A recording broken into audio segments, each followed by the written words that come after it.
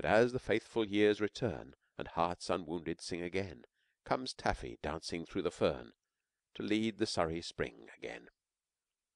Her brows are bound with bracken fronds, and golden elf locks fly above. Her eyes are bright as diamonds, and bluer than the skies above. In moccasins and deerskin cloak, unfearing, free and fair, she flits, and lights a little damp wood smoke to show her daddy where she flits. For far, oh very far behind, so far she cannot call to him, comes Tegumai alone to find the daughter that was all to him. Picture of the magic alphabet necklace described by the author.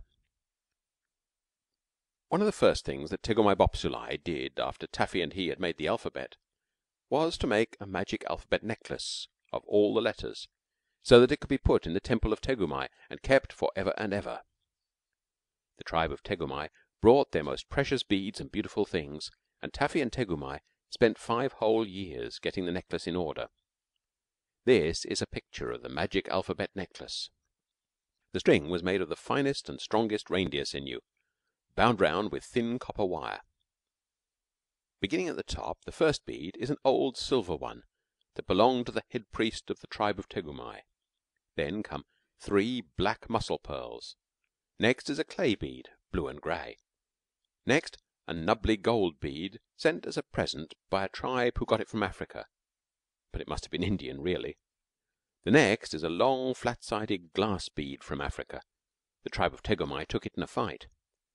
Then come 2 clay beads, white and green, with dots on one and dots and bands on the other.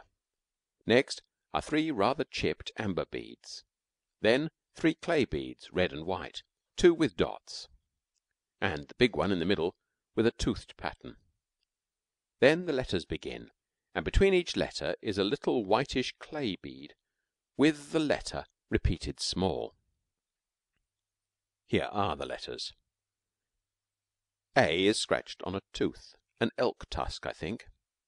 B is the sacred beaver of Tegumai, on a bit of Old Glory.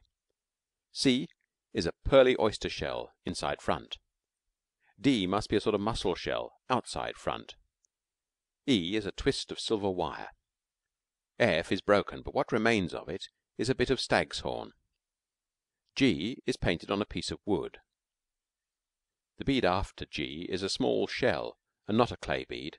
I don't know why they did that. H is a kind of big brown cowie shell. I is the inside part of a long shell ground down by hand. It took Tegumai 3 months to grind it down. J is a fish hook in mother of pearl. L is the broken spear in silver. K ought to follow J, of course, but the necklace was broken once and they mended it wrong. K is a thin slice of bone, scratched and rubbed in black. M is on a pale grey shell.